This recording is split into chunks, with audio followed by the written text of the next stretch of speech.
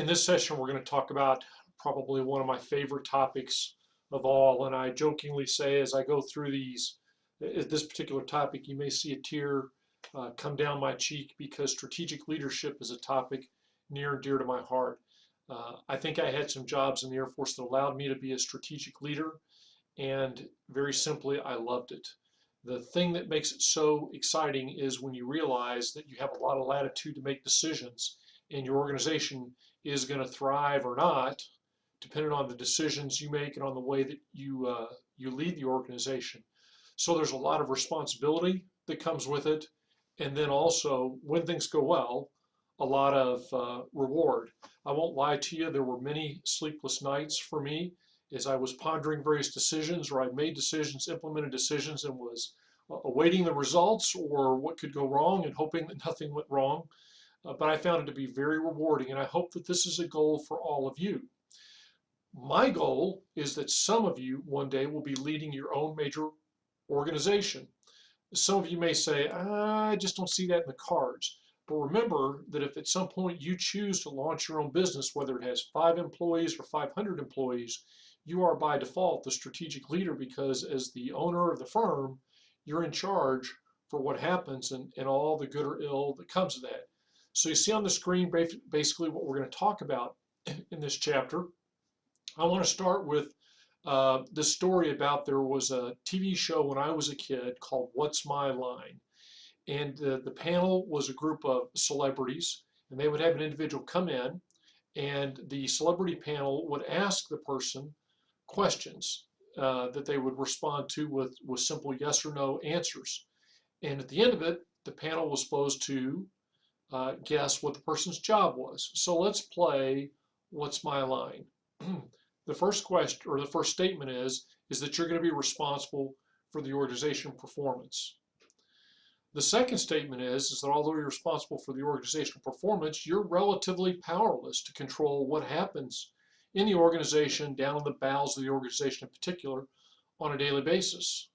And finally, even though you may in theory have the most authority in the organization, when you choose to exercise that authority and give very specific orders, you're almost sure to generate resentment when you do that. And I'm sure that you've guessed by now, the answer to the question of what's my line is, you're the CEO of the company. You are held responsible, and I personally believe that's absolutely as it should be.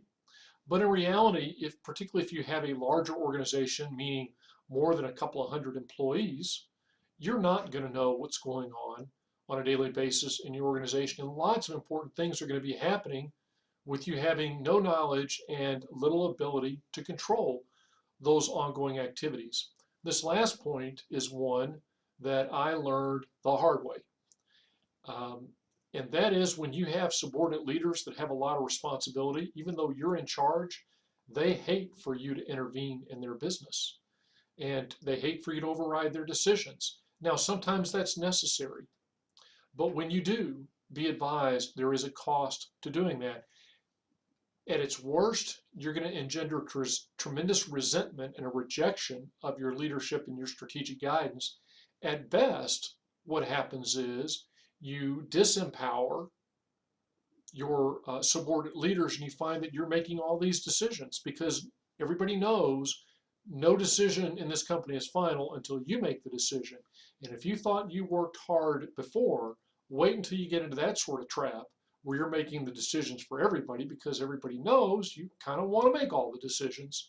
Then you're going to be really working hard. Or the flip side to that is you will have a paralyzed organization that's operating very suboptimally.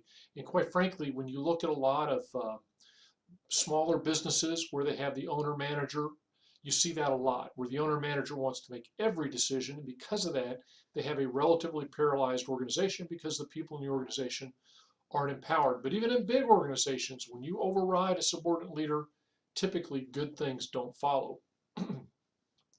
So I've obviously tipped my hand to you by telling you that I thought I was in the Air Force a strategic leader, even though I was not a general officer, or anything like that. So I do believe that within organizations, there are potentially many strategic leaders.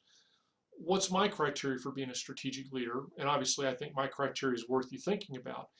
And my criteria is, does that individual have the authority and the latitude to set a vision, a particular vision for their organization? Are they making resource allocation decisions? Do they have some influence about moving people in and out of their organization?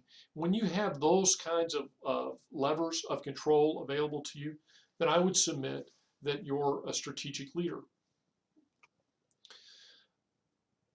The last topic I want to talk about in this first video clip is this idea of how much do strategic leaders matter? And specifically, I'll reference in this case the CEO of a company. And I'd actually like you to think about this and jot down a number. To what extent do you think the success or failure of a company is attributable to the CEO? If you're to put a low number on there, like 0, you would say, you know what, I don't think the CEO has any greater importance in determining the success or failure of the organization than anybody else in the organization. If you put a 100% number, that would suggest that even though other people are important, the CEO is ultimately responsible for these things. And not just responsible, but they have a lot of control in making it happen. And so if the organization fails, it is beyond a shadow of a doubt because the CEO didn't do a good job. And if the organization succeeds, it's because the CEO was doing a great job. So there's 0, there's 100. Where would you fall? Wish we had time to talk about your number in class, and we may, depending on the discussion activities that we form. My personal number would be between probably 60 and 75. To me, it's never 100% because you're always relying on key people. Obviously, in a very small organization, I guess it could be 100%. But I have a hard time going below 60 or maybe at its lowest 50% because the CEO does have tremendous latitude and they are always important. There are some people that believe that leaders are relatively unimportant. I don't want to say it's a large school of thought, but certainly an active school of thought that thinks leadership is greatly overemphasized. I have to tell you, I don't buy that. And I have a lot of life experience of watching good leaders, bad leaders, non-leaders, and the like to see that I believe leadership makes quite a bit of difference. But in the next video clip, we're going to begin with talking about what drives that number other than your personal opinion. Join me then.